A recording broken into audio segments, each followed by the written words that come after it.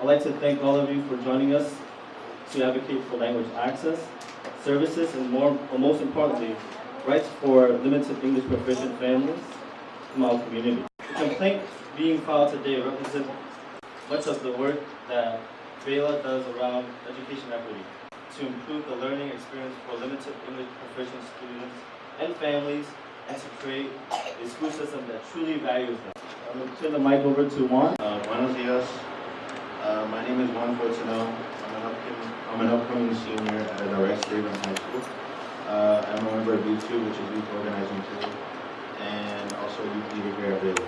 Youth concerns have been victims of a system that has stripped away their voice and also the rights of students and parents.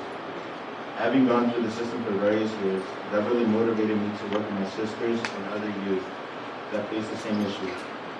So during the past year and a half, we have outreached to people like us, handed out surveys, and shot video interviews. The filing of our complaint to the Department of Justice is a next step in our struggle for equity for all families enrolled in schools. So you see that there are adults here who are working on this campaign, but it's the youth who have taken the leadership and who have just articulated to you what the issues are. So let's acknowledge that and give them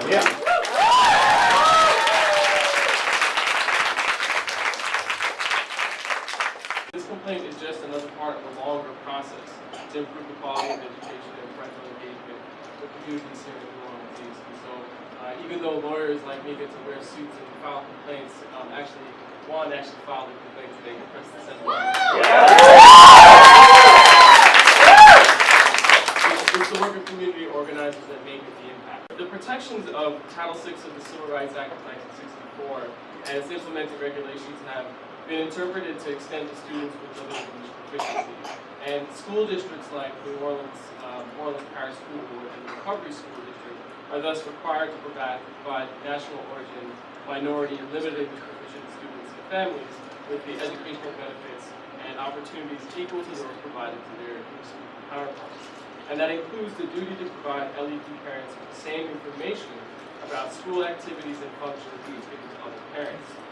Notification, quote, must be sufficient so that parents can make well-informed decisions about the participation of their children in the district's programs and services. And the Office of Civil Rights has found that Title VI is violated if parents whose English is limited do not receive school notices and information in a language they can understand. So what this complaint is about is common sense. These are basic rights that parents need in order to actually do the normal things that parents do when they're sending their kids to school. That's to understand what's happening to their students when they go to school, to understand especially if they have special education needs or if they're also English language learners, how they're progressing, and that's twice as difficult if you are limited English proficient. And so that's what we're conveying to the Department of Justice today and to the Office of Civil Rights, Department of Education, and I'm going to turn it over to Christy Wingard. My name is Christy Wingard. I was born in Rio de Janeiro, Brazil, and when I came to this country, I did not speak a word of English. And I had to do a lot of the work that these young people are talking about today. When we're talking about LEP, we're talking about limited English proficient families. And all they're asking is the rights to be involved and participate and help and support the school system to be there for them. Why is this not happening?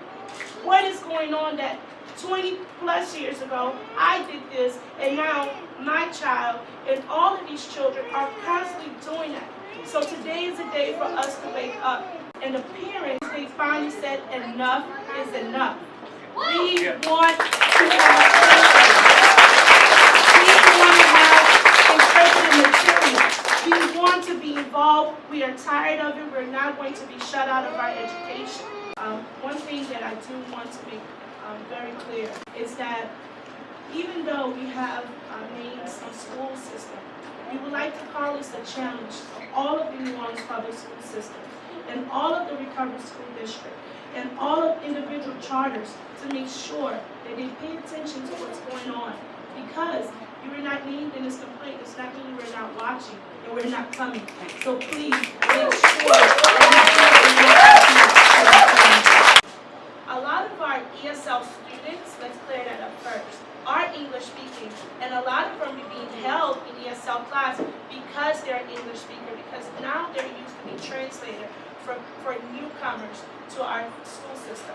So they are being affected. For those of you who do know New Orleans public schools, we know that schools in New Orleans East are run a little bit differently than many other places in the country, and that is because there are two sort of overlapping districts, New Orleans Parish School Board and the Recovery School District.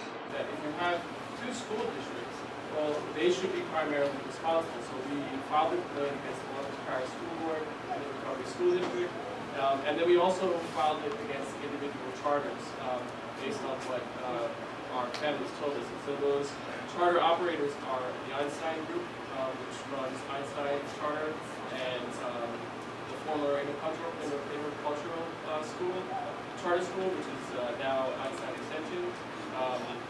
Advocates for Academic Excellence in Education, which runs Ben Franklin High School, which is sort of a selective high school, and then the Collegiate Academies, which runs Harvard Prep and Psi Academy. Hello, my name is Jung Chan. I'm a youth organizer here at VAYLA. When I was a kid, my brother did all the translating, and I didn't realize that who translated for him when he was a kid, because he came down here as an immigrant when I was born here. And for the kids who come here not knowing anything, not knowing their rights, they're unable to speak out for themselves. And being a person who could, I do this because I feel like I have to speak out for them because they can't speak out for themselves. And that's why I do my work.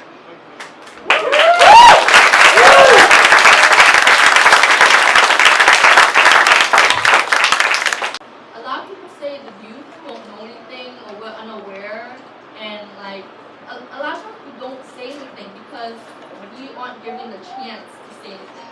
If you were able to let a youth speak, they will speak a lot and they know a lot, they see a lot. Nobody knows of their position more than they do.